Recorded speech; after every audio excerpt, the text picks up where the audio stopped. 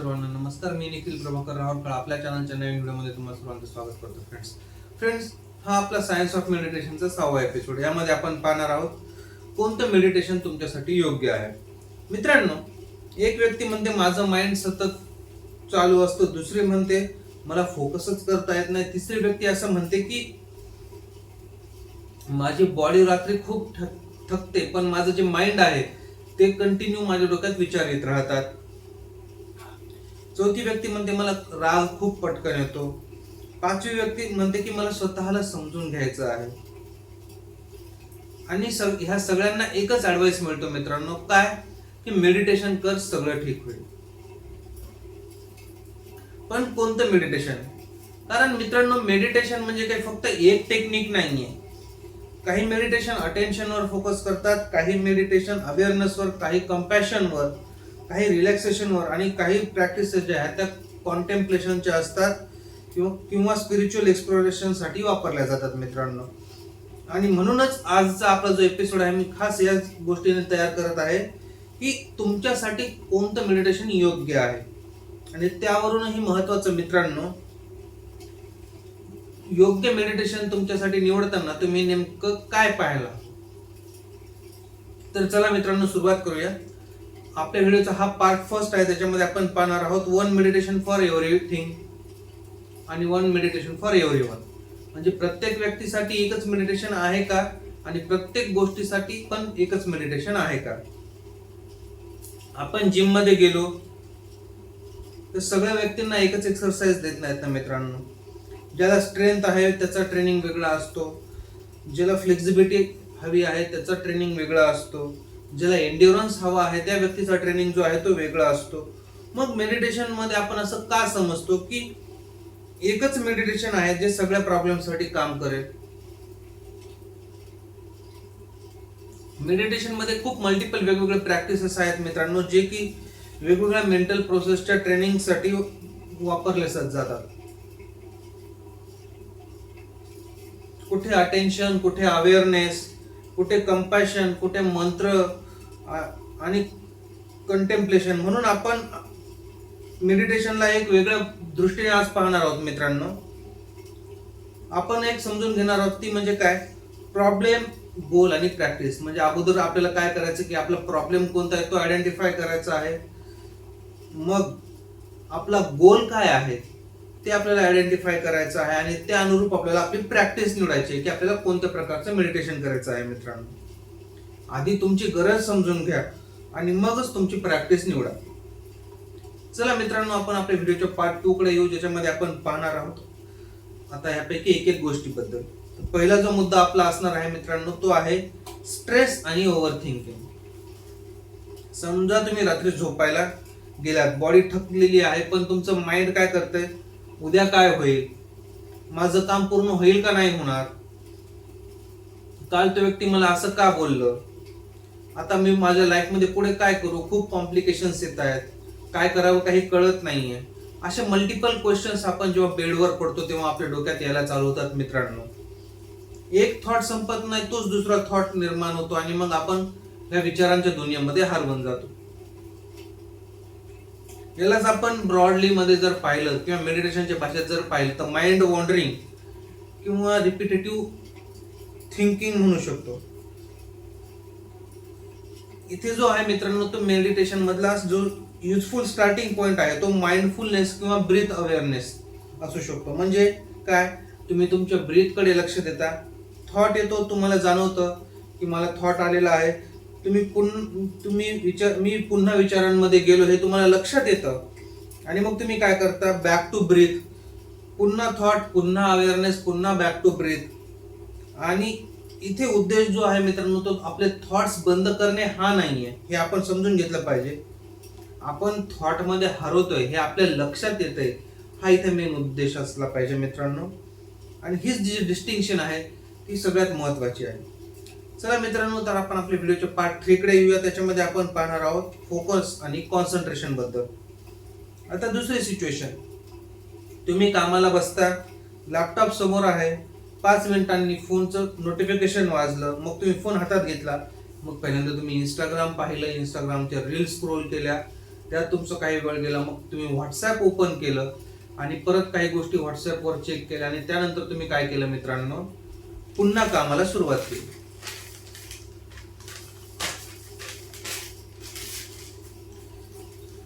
पुन्हा थॉट, पुन्हा डिस्ट्रॅक्शन, आणि मग तुम्हाला असं वाटतं मित्रांनो की माझं जे कॉन्सन्ट्रेशन आहे ते खूपच खराब आहे. इथे आपण जे आहे मित्रांनो, ते आपल्याला इथे जी प्रॅक्टिस एक्सप्लोर करता येते ती आहे फोकस अटेन्शन मेडिटेशन. एक असं ऑब्जेक्ट निवडा, मग ती ब्रीथ असो, साऊंड असो, किंवा एखादा मंत्र असो, किंवा एखादं दुसरं सिंपल अँकर जे तुम्हाला इझिली ज्याच्यावर तुम्ही फोकस करू शकता आणि तुमचं अटेन्शन जे आहे ते तिथे ठेवण्याचा प्रयत्न करू शकता. मित्रांनो, तुम्हाला काय करायचं की तुमचं अटेन्शन त्या गोष्टीवर ठेवायचा प्रयत्न करायचा आहे. तुमचं माइंड भरकटेल, तुमच्या डोक्यात थॉट्स येतील, हे नॉर्मल आहे मित्रांनो. महत्वाचं काय आहे की तुम्हाला ते कळलं का की तुमचं माइंड भरकटते, तुमच्या डोक्यामध्ये थॉट्स येतात, ही गोष्ट तुम्हाला कळली का हे जास्त महत्वाचं आहे. आणि तुम्ही पुन्हा त्या अटेन्शनकडे परत आलात का. कारण मेडिटेशन मधला हा एक छोटासा सायकल आहे मित्रांनो, ज्यावर मेडिटेशन काम करत असतं. काय? Focus, distraction, notice and return. हा अटेन्शन ट्रेनिंगचा एक भाग आहे मित्रांनो. आणि आपण जर पाहिलं तर हा मेडिटेशनचा एक बेसिक प्रॅक्टिकल मॉडेल आहे. फोकस करणं म्हणजे डिस्ट्रॅक्शन कधी होणारच नाही मित्रांनो, असं नाहीये. डिस्ट्रॅक्शन्स आपल्याला येणारच. आपण किती क्विकली त्या डिस्ट्रॅक्शनला दूर करून परत आपल्या फोकसवर येऊ शकतो, हे आपल्याला मेनली प्रॅक्टिस करायचं आहे. आणि फोकस म्हणजे डिस्ट्रॅक्शन झाल्यावर आपण किती क्विकली परत येतो त्याची आपली क्षमता मित्रांनो, हे आपण समजून घेतलं पाहिजे. आता मित्रांनो, आपण आपल्या व्हिडिओच्या पार्ट 4 कडे येतोय आणि हा एक अत्यंत महत्वाचा पार्ट आहे मित्रांनो, तो म्हणजे स्लीप. आता खूप कॉमन प्रॉब्लेम आहे मित्रांनो. आजकाल जर तुम्ही कालचं जर तुम्ही लोक पाहिले, तुमच्या आजूबाजूलाही पाहिलं, तुमच्या स्वतःबद्दल तुम्ही जर गोष्टी ऑब्झर्व केल्या, आज आपल्या जे स्लीप सायकल्स आहेत त्या खूप चेंज झालेल्या आहेत. आणि या सगळ्यांना ज्या काही गोष्टी मित्रांनो, म्हणजे आपण म्हणतो ना की ह्या सगळ्या गोष्टींचा जो प्रभाव आपल्या स्लीपवर पडतोय, त्याच्यामध्ये एक म्हणजे आहे सोशल मीडिया, त्याच्यानंतर आपल्या आजूबाजूचं ऍटमॉस्फिअर, आपलं वर्क कल्चर, आपल्या इटिंग हॅबिट्स, या सगळ्यांमुळे आपल्या स्लीप सायकलवरही खूप प्रॉब्लेम्स होत आहेत मित्रांनो. काही लोकांची जी बॉडी आहे मित्रांनो ती खूप थकलेली असते, पण माइंड जे आहे ते अजूनही अलर्ट मोड मध्ये असतं, ऍक्टिव्ह असतं. इथे काही लोकांसाठी बॉडी स्कॅन किंवा रिलॅक्सेशन ओरिएंटेड माइंडफुलनेस प्रॅक्टिसेस ज्या आहेत ह्या एक युजफुल स्टार्टिंग पॉइंट ठरू शकतात. बॉडीच्या वेगवेगळ्या भागांकडे लक्ष देणं, फोरहेड, जॉ, शोल्डर्स, तुमची चेस्ट, तुमचं स्टमक, लेग्स, तुम्हाला काय करायचं मित्रांनो, फक्त नोटीस करायचंय कुठं टेन्शन आहे, कुठं रिलॅक्सेशन आहे. तुम्हाला काहीही बदलायचं नाही. 10 मिनिटं मेडिटेशन केलं की गॅरंटीड डीप स्लीप मिळेल असं आपण कधी क्लेम करणार नाही मित्रांनो. कारण स्लीप जी आहे ती तुमच्या लाईफस्टाईलवर, तुमच्या आजूबाजूच्या एन्व्हायरमेंटवर, तुमच्या स्ट्रेसवर, तुमच्या हेल्थवर आणि अनेक इतरही फॅक्टर्स आहेत, या फॅक्टर्सवर अवलंबून असते मित्रांनो. म्हणून मेडिटेशन स्लीपच्या दिशेने एक पॉसिबल सपोर्ट असू शकतो, पण त्याची मेडिटेशन ही गॅरंटी देत नाही की तुम्ही अशा पद्धतीने मेडिटेशन केलं तर तुम्हाला झोप नक्कीच लागेल म्हणून. पण हे तुम्हाला हेल्प करतं तुमची स्लीप सायकल हळूहळू रिपेअर करण्यासाठी. चला मित्रांनो, आता आपण आपल्या व्हिडिओच्या 5व्या पार्टकडे येणार आहोत, ज्याच्यामध्ये आपण पाहणार आहोत अँगर आणि इमोशनल रिॲक्टिव्हिटी. आता हा भाग जो आहे मित्रांनो तो खूप प्रॅक्टिकल आहे. कोणी तुम्हाला काहीतरी सांगतं, बोलतं, मग तुम्हाला राग आला आणि तुम्ही रिॲक्शन दिली ताबडतोब. नंतर तुम्ही म्हणता की मला असं नको बोलायला होतं त्या क्षणी. पण मित्रांनो, जर आपण ऑब्झर्व केलं तर त्या क्षणी मग तुमचा कंट्रोल कुठे गेला होता. इथेच एक मेडिटेशनचा जो आहे तो मित्रांनो महत्वाचा उपयोग आहे. काय? इमोशनला सरपास करणं नाही, तर इमोशन नोटीस करणं.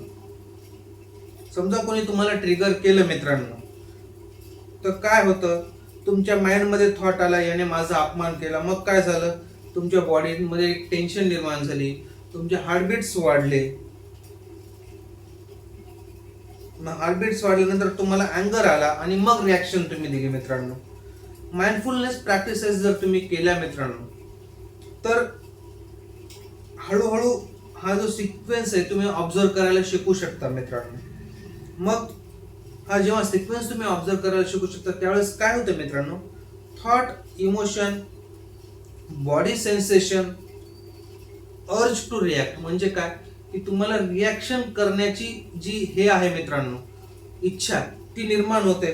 आणि मग एक पॉज, हा जो पॉज आहे मित्रांनो हा पॉजच सर्वात महत्वाचा आहे. का? कारण इमोशन आणि रिॲक्शन मध्ये अवेअरनेसची जेव्हा जागा तयार होते तेव्हा रिस्पॉन्स बदलण्याची जी शक्यता आहे ती वाढते मित्रांनो.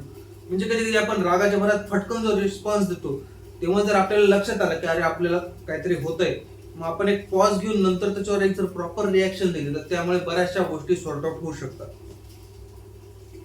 चला मित्रांनो, आता आपण आपल्या व्हिडिओच्या 6व्या पार्टकडे येऊया जो आहे सेल्फ क्रिटिसिझम आणि कंपॅशन. आता एक वेगळी प्रॉब्लेम मित्रांनो, काही लोक असे असतात मित्रांनो ज्यांना बाहेरचे लोक इतकं जज करत नाहीत त्यापेक्षा जास्त ते स्वतःला जज करत असतात. मी पुरेसा चांगला नाहीये, मी नेहमीच फेल होतो, माझ्या बाबतीत काहीच चांगलं घडत नाही, माझ्याकडून काहीच होत नाही. इथे मेडिटेशनचा एक वेगळाच प्रकार रिलेव्हंट होऊ शकतो मित्रांनो, ज्याला आपण लव्हिंग काइंडनेस किंवा कंपॅशन मेडिटेशन असं म्हणू शकतो. याचा बेसिक आयडिया असा आहे मित्रांनो की स्वतःकडे आणि इतरांकडे सुद्धा कंपॅशनेट ॲटिट्यूड जो आहे म्हणजे दुसऱ्यांकडे ही कंपॅशनने बघण्याचा जो ॲटिट्यूड आहे तो डेव्हलप करण्याचा प्रयत्न इथे आपण करू शकतो.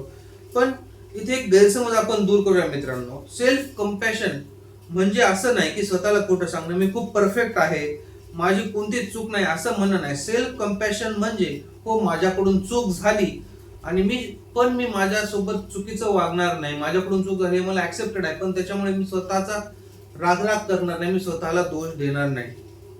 हा जो सायकोलॉजिकल डिफरन्स आहे मित्रांनो तो खूप मोठा आहे आणि हा सायकोलॉजिकल डिफरन्सच आपल्याला हेल्प करतो आपल्यामध्ये स्वतःमध्ये चेंजेस आणण्यासाठी. चला मित्रांनो, आता आपण आपल्या व्हिडिओच्या पार्ट 7 कडे येणार आहोत ज्याच्यामध्ये आपण पाहणार आहोत इमोशनल अवेअरनेस. तर मित्रांनो, कधी प्रॉब्लेम अँगरचा नसतो, प्रॉब्लेम सॅडनेसचा नसतो, प्रॉब्लेम अँझायटी ही नसते. प्रॉब्लेम म्हणजे इमोशन आली की आपण त्याच्यासोबत वाहून जातो. इथे ओपन मॉनिटरिंग आणि माइंडफुलनेस सारख्या ज्या प्रॅक्टिसेस आहेत मित्रांनो ते आपल्याला उपयोगात पडू शकतात. जर तुम्ही ओपन मॉनिटरिंग किंवा माइंडफुलनेसच्या जर ट्रेनिंग स्वतःच्या इमोशन्सच्या संदर्भात केली तर मित्रांनो त्याचा तुम्हाला बऱ्यापैकी पॉझिटिव्ह प्रभाव तुमच्या बॉडीवर आणि तुमच्या इमोशन कंट्रोलवर जाणवू शकतो. तर कसं मित्रांनो आता आपण बघूयात. थॉट आला, ऑब्झर्व केलं, इमोशन आलं, ऑब्झर्व केलं, बॉडी सेन्सेशन आली, ऑब्झर्व केली.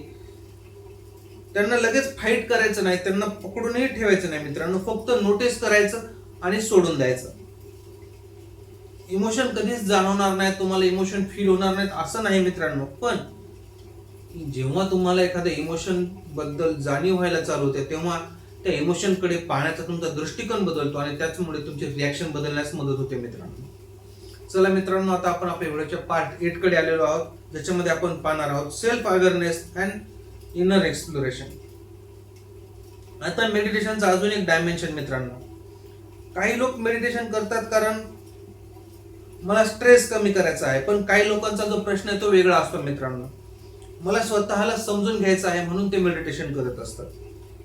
मी असं का रिॲक्ट करतो, माझे पॅटर्न्स काय आहेत, माझे थॉट्स कुठून येतात, मी कोणत्या गोष्टींना सतत अवॉइड करतो, माझ्या व्हॅल्यूज काय आहेत, हे जेव्हा एखाद्या व्यक्तीला डोक्यात विचार येतात मित्रांनो तर इथे माइंडफुलनेस आणि कंटेम्प्लेटिव्ह प्रॅक्टिसेस जे आहेत मित्रांनो, ह्या कंटेम्प्लेटिव्ह प्रॅक्टिसेस आणि माइंडफुलनेस येथे काम योग्य पद्धतीने करू शकतात.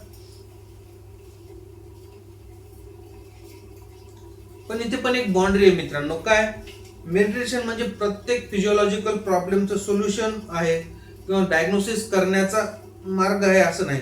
जर तुम्हाला एखादा गंभीर मानसिक अडचण येत असेल तर त्याचा योग्य प्रोफेशनल सपोर्ट घेणं हे अत्यंत आवश्यक आहे. मेडिटेशन हे तुम्हाला त्या प्रॉब्लेमला रिड्यूस करण्यासाठी मदत करू शकतो, पण तो प्रॉब्लेम पूर्णपणे जाण्यासाठी तुम्हाला मित्रांनो मेडिकल नीडची किंवा एक प्रोफेशनल हेल्पची गरज ही नक्कीच असते. हे समजून घ्या मित्रांनो, मेडिटेशन हा सपोर्ट आहे, रिप्लेसमेंट नाही. चला मित्रांनो, आता आपण आपल्या व्हिडिओच्या पार्ट 9 कडे येऊया, ज्याच्यामध्ये आपण पाहणार आहोत स्पिरिच्युअल एक्सप्लोरेशन. आता आपल्या सिरीजचा एक वेगळा भाग मित्रांनो. काही लोकांसाठी मेडिटेशन म्हणजे इनर सायलेन्स, मिनिंग, कंटेम्पलेशन, मंत्र आणि स्पिरिच्युअल एक्सप्लोरेशन या प्रॅक्टिसेसचा अनुभव सब्जेक्टिव्ह असू शकतो. आणि इथे एक महत्वाची नोंद मला करायची आहे मित्रांनो, ती अशी की स्पिरिच्युअल एक्सपिरियन्सेस आणि सायंटिफिक मेजरमेंट्स जे आहेत ते एकच गोष्ट नाहीये मित्रांनो. स्पिरिच्युअल एक्सपिरियन्सेस जे आहेत ते वेगळे आहेत आणि सायंटिफिक मेजरमेंट्स जे आहेत ते वेगळे आहेत. सायन्स एखाद्या मेडिटेशन दरम्यान तुमचं अटेन्शन कसं आहे, तुमची बॉडी ऍक्टिव्हिटी काय आहे, तुमचे फिजिओलॉजिकल रिस्पॉन्सेस तुमच्या बॉडीने काय दिले याचा अभ्यास करू शकते. पण जर एखाद्या व्यक्तीला काही स्पिरिच्युअल एक्सपिरियन्सेस आले तर तो त्याचा पर्सनल एक्सपिरियन्स आहे मित्रांनो. याच्या बाबतीत सायन्स कुठल्याही प्रकारचं वक्तव्य करत नाही. म्हणून आपण जेव्हा स्पिरिच्युअली मेडिटेशनचा विचार करतो मित्रांनो, त्यावेळेस आपण सायन्सचाही आदर ठेवूया आणि आपण मेडिटेशनचाही आदर ठेवूया. पण आपण ह्या दोन्ही गोष्टींना एकच समजणार नाही आहोत. चला मित्रांनो, आपण आता आपल्या व्हिडिओच्या पार्ट 10 कडे येणार आहोत, ज्याच्यामध्ये आपण पाहणार आहोत युअर मेडिटेशन मॅप. म्हणजे हा एक मॅप आहे जो की तुम्हाला तुमचं मेडिटेशन आयडेंटिफाय करण्यासाठी आणि कुठल्या प्रॉब्लेमवर कुठल्या प्रकारचं मेडिटेशन करायचं हे थोडक्यात समजून घेण्यासाठी गरजेचं आहे. आता हे सगळं आपण सिंपल करूयात मित्रांनो. जर तुमची प्रायोरिटी स्ट्रेस आणि ओव्हर थिंकिंग रिलेटेड असेल तर तुम्ही काय करायला पाहिजे, माइंडफुलनेस किंवा ब्रीथ अवेअरनेसवर फोकस करायला पाहिजे. त्या प्रकारच्या प्रॅक्टिसेस तुम्ही तुमच्या लाईफस्टाईलमध्ये आणल्या पाहिजेत, जेणेकरून तुम्हाला हेल्प होईल. जर तुमचं फोकस आणि कॉन्सन्ट्रेशनशी रिलेटेड तुम्हाला प्रॉब्लेम्स असतील मित्रांनो, तर तुम्ही काय करायला पाहिजे, तुम्ही फोकस्ड अटेन्शन या टेक्निकचा वापर केला पाहिजे. ही टेक्निक तुम्ही एक्सप्लोर केली पाहिजे, त्याचा तुम्हाला तुमच्या बॉडीवर चांगला बेनिफिट जाणवेल मित्रांनो. जर तुमचा जो इश्यू आहे तो स्लीप आणि रिलॅक्सेशन रिलेटेड असेल मित्रांनो, तर तुम्ही बॉडी स्कॅन आणि रिलॅक्सेशन ओरिएंटेड माइंडफुलनेसच्या ज्या टेक्निक्स आहेत या टेक्निक्स जर तुम्ही प्रॉपर पद्धतीने एक्सप्लोर केल्या तर त्याचा तुम्हाला बराचसा बेनिफिट तुमच्या प्रॉब्लेमवर जाणवू शकतो. आणि जर तुमचा प्रॉब्लेम अँगर आणि रिॲक्टिव्हिटीशी रिलेटेड आहे तर मग तुम्ही माइंडफुलनेस प्लस इमोशनल अवेअरनेस ह्या दोन टेक्निक्स ज्या आहेत त्या एक्सप्लोर करू शकता मित्रांनो. त्याचा तुम्हाला चांगला फरक जाणवू शकतो. जर तुमचा प्रॉब्लेम सेल्फ क्रिटिसिझम आणि कंपॅशन रिलेटेड असेल मित्रांनो, तर मग तुम्ही काय लव्हिंग काइंडनेस आणि कंपॅशन प्रॅक्टिसचा जर अंमल केला, त्याच्यावर जर तुम्ही वर्कआउट केलं तर याचा हा तुमचा प्रॉब्लेम जो आहे मित्रांनो तो सॉल्व्ह होऊ शकतो. जर तुमचा प्रॉब्लेम इमोशनल अवेअरनेसशी रिलेटेड असेल मित्रांनो, तर मग तुम्ही माइंडफुलनेस आणि कंटेम्पलेटिव्ह प्रॅक्टिसेस ज्या आहेत त्या जर एक्सप्लोर केल्या तर ते तुम्हाला चांगल्या पद्धतीने बेनिफिशियल राहू शकतं. स्पिरिच्युअल एक्सप्लोरेशन जर तुम्हाला करायचं असेल मित्रांनो मेडिटेशन मध्ये, तर गो फॉर मंत्रा और कंटेम्पलेटिव्ह प्रोसेस. ह्या दोन गोष्टींचा जर तुम्ही प्रॅक्टिस केली तर मित्रांनो तर तुम्हाला स्पिरिच्युअल एक्सप्लोरेशन मध्ये चांगल्या प्रकारचे बेनिफिट्स ह्या मेडिटेशन मध्ये मिळू शकतात मित्रांनो. पण मित्रांनो एक गोष्ट लक्षात घ्या, हे काही प्रिस्क्रिप्शन नाही आहे. हा एक स्टार्टिंग मॅप आहे. कारण एकच टेक्निक जी आहे ती दोन लोकांवर एक्झॅक्ट सेम रिझल्ट कधीही देऊ शकत नाही. प्रत्येक व्यक्तीवर त्याच्या स्वभावानुरूप, त्याच्या प्रॉब्लेम्स अनुरूप, त्याच्या प्रॅक्टिसेस अनुरूप जे रिझल्ट आहेत ते वेगवेगळे येऊ शकतात. चला मित्रांनो, आता आपण आपल्या पार्ट 11 कडे आलो आहोत, ज्याच्यामध्ये आपण समजून घेणार आहोत की मेडिटेशन करताना नेमकं बिग मिस्टेक्स जे आहेत ते काय होतात. आता मेडिटेशन करणाऱ्या लोकांची एक कॉमन मिस्टेक मित्रांनो, ते मेडिटेशन सुरू करतात, पहिल्या दिवशीच एक्सपेक्टेशन ठेवतात की माझं माइंड शांत झालंच पाहिजे. थॉट आला मेडिटेशन, मग त्यांच्या डोक्यात एक थॉट येतो, मग त्या थॉटमध्ये वाहवत जातात आणि नंतर काय म्हणतात की मेडिटेशन माझ्यासाठी कामच करत नाही. मग दुसरी टेक्निक घेतात, त्याची प्रॅक्टिस सुरू करतात. तिसऱ्या दिवशी 2-3 दिवस ते प्रॅक्टिस करतात. मग 3-4 दिवसांनी काय करतात, परत एक वेगळी प्रॅक्टिस घेतात, त्याच्यावर काम करतात मित्रांनो. मग काहीतरी काय करतात, युट्यूब ओपन करतात, युट्यूबवर मेडिटेशन सर्च करतात, मग युट्यूब मधलं कोणतरी एखादा व्हिडिओ घेतात, तो ओपन करतात आणि त्याची प्रॅक्टिस करतात. मग एखादं दुसरं ऍप त्यांना सापडतं, त्या ऍपवर जाऊन प्रॅक्टिस करणारे लोकही आहेत. मग कोणीतरी एखादा गुरु त्यांना भेटतो, त्या गुरु कडून माहिती घेऊन त्या प्रकारे प्रॅक्टिस करतात. आणि मग नंतर शेवटी असं कन्क्लुजन काढतात की मेडिटेशन माझ्या साठी नाहीये, मेडिटेशन मध्ये काहीतरी प्रॉब्लेम आहे. पण कदाचित मित्रांनो, जो प्रॉब्लेम आहे तो मेडिटेशन मध्ये नाहीये, तुम्ही जे एक्सपेक्ट करताय त्या एक्सपेक्टेशन मध्ये खरा प्रॉब्लेम आहे. मेडिटेशन मध्ये माइंड भरकटणारच, थॉट्स येणारच, रेस्टलेसनेस जो आहे तो तुम्हाला जाणवणारच मित्रांनो. पण कधी एक सेशन चांगलं होईल तर कधी एक सेशन खराब होईल. कन्सिस्टन्सी ठेवणं याचा अर्थ असा नाही होत मित्रांनो की प्रत्येक सेशन हे परफेक्टच असलं पाहिजे. कन्सिस्टन्सी ठेवण्याचा अर्थ असा होतो की मला जे काही प्रॉब्लेम येत आहेत ते सगळ्या प्रॉब्लेमला ओव्हरकम करूनही मी कन्सिस्टंटली मेडिटेशनची प्रॅक्टिस करतो आहे. जेव्हा तुम्ही कन्सिस्टंटली मेडिटेशन प्रॅक्टिस करता मित्रांनो, त्याचेच तुम्हाला बेनिफिट्स जाणवायला लागतात. चला मित्रांनो, आता आपण आपल्या व्हिडिओच्या पार्ट 12 कडे येणार आहोत.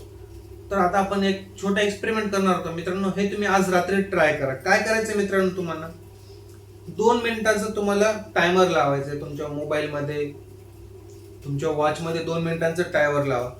मग हे टायमर लावल्यावर तुम्हाला काय करायचं आहे, तुम्हाला फक्त एकच गोष्ट करायची आहे. तुम्हाला तुमची ब्रीथ ऑब्झर्व करायची. तुम्हाला कुठल्याही प्रकारचं स्पेशल म्युझिक नाही लावायचं आहे, कुठल्या प्रकारची कॉम्प्लिकेटेड टेक्निक नाही यूज करायची आहे. फक्त ब्रीथ. थॉट आला स्वतःला म्हणा नोटिस्ड, आणि परत ब्रीथ करा. पुन्हा थॉट आला, परत मग तुम्हाला एकच गोष्ट करायची की नोटिस्ड. म्हणजे तुम्ही तो थॉट नोटीस केला आणि पुन्हा ब्रीथ. आणि इतकंच नाही मित्रांनो, जेव्हा तुमचं सेशन कम्प्लीट होईल, तुमचे जेव्हा 2 मिनिटं कम्प्लीट होईल, तेव्हा तुम्हाला हा प्रश्न स्वतःला नाही विचारायचा की माझं माइंड कधी शांत होईल. त्याऐवजी हा प्रश्न तुम्हाला विचारा मित्रांनो, माझं जेव्हा माइंड भटकलं होतं ते मला किती लवकर कळालं. हाच तुमचा जो क्वेश्चन आहे मित्रांनो, ते तुमचं जे मेडिटेशन आहे त्याच्याबद्दलचा दृष्टिकोन बदलू शकतो आणि तुम्हाला मेडिटेशन करण्याच्या प्रोसेसमध्ये एक पाऊल पुढे घेऊन जाऊ शकतो. चला मित्रांनो, आता आपण आपल्या व्हिडिओच्या पार्ट 13 कडे येणार आहोत. हा एक अत्यंत महत्वाचा पार्ट. गोल फर्स्ट म्हणजे काय? सगळ्यात पहिल्यांदा तुमचा मेडिटेशन थ्रू काय गोल आहे तो गोल तुम्ही अगोदर निवडा आणि मग त्या अनुरूप योग्य मेडिटेशन प्रॅक्टिस निवडून त्याच्यावरच काम करा. आता अतिशय सिंपल फॉर्म्युला लक्षात ठेवा मित्रांनो. काय? गोल, प्रॅक्टिस, कन्सिस्टन्सी आणि ऑब्झर्वेशन. आधी गोल म्हणजे काय? मला काय हवं आहे. मग प्रॅक्टिस, माझ्या गोल सोबत कोणती प्रॅक्टिस अलाइन होऊ शकते याचा शोध घेणं. आणि मग कन्सिस्टन्सी, मी ती प्रॅक्टिस पुरेशी करतोय की नाही.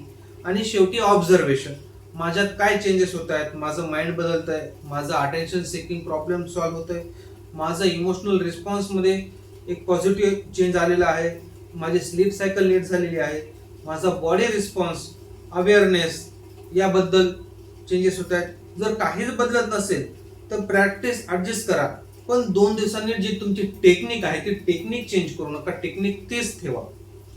चला मित्रांनो, आता आपण आलेलो आहोत आपल्या व्हिडिओच्या पार्ट 14 कडे. आजच्या याच्यामध्ये आपण पाहणार आहोत एक द बिग रिअलायझेशन. काय?